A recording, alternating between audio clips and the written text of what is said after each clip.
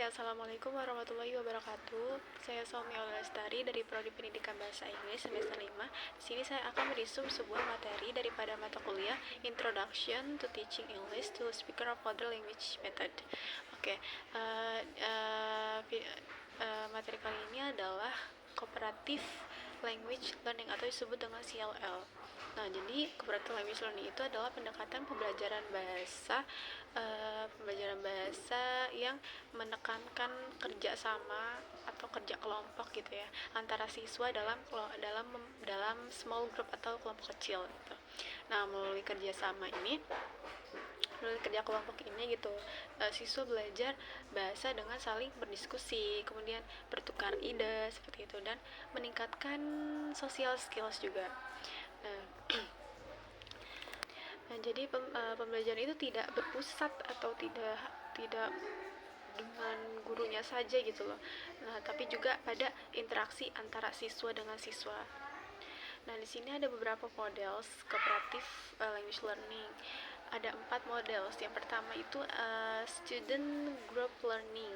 Kemudian ada learning together, kemudian ada jigsaw dan group investigation. Oke,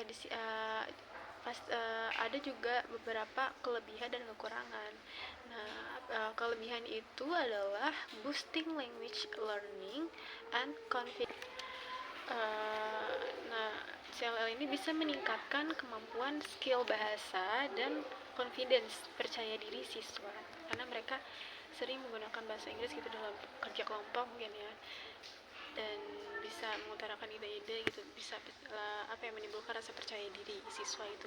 Kemudian yang kedua itu adalah supportive environment for language learning. Nah, dengan menggunakan CLL ini siswa menciptakan lingkungan belajar yang suportif gitu, dimana siswa itu merasa semangat seperti itu. Kemudian yang ketiga itu building social skills for real world communication. Itu membangun keterampilan sosial dan kerjasama komunikasi.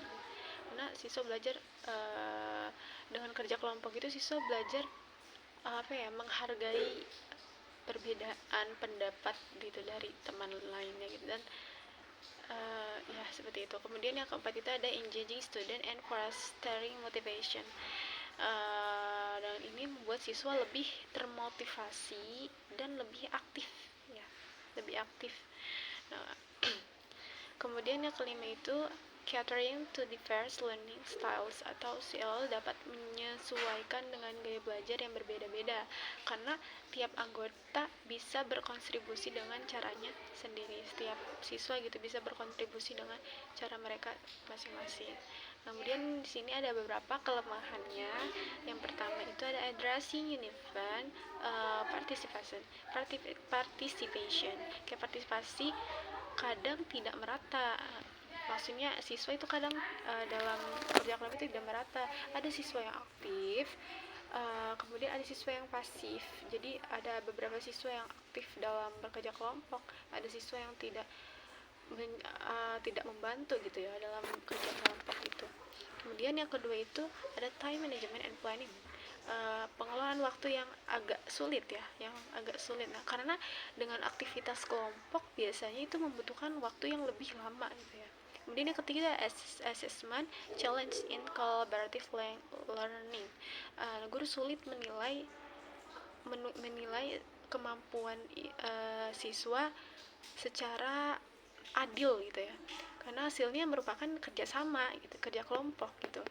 Kemudian yang ketiga itu managing conflict in group dynamics. Nah, bisa dengan kerja kelompok itu juga bisa munculnya konflik atau masalah dalam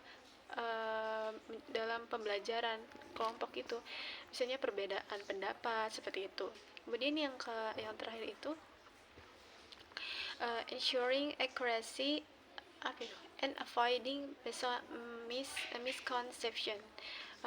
Kemungkinan terjadi kesalahpahaman atau penggunaan bahasa yang salah gitu ya.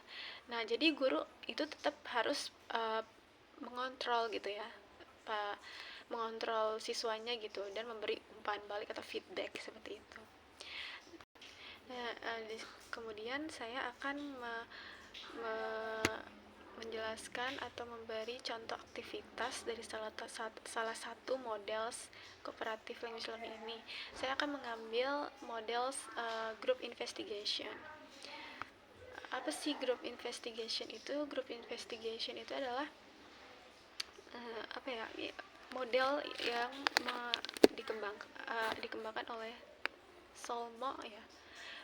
Dalam model ini siswa melakukan semacam proyek kecil atau riset ya, sebuah ini dengan memilih topik yang merencanakan kegiatan atau mencari informasi atau mendiskusikan hasilnya melalui presentasi ya dalam bahasa Inggris. Kemudian tujuannya adalah supaya siswa aktif berpikir kritis. Nah, contoh aktivitasnya itu adalah dengan topik descriptive text. Jadi langkah-langkah yang pertama itu membentuk kelompok kecil yang berisi 4-5 siswa. Kemudian setiap kelompok ini memilih tema deskripsi, ya, misalnya describing people, or describing places, or describing animals, seperti itu.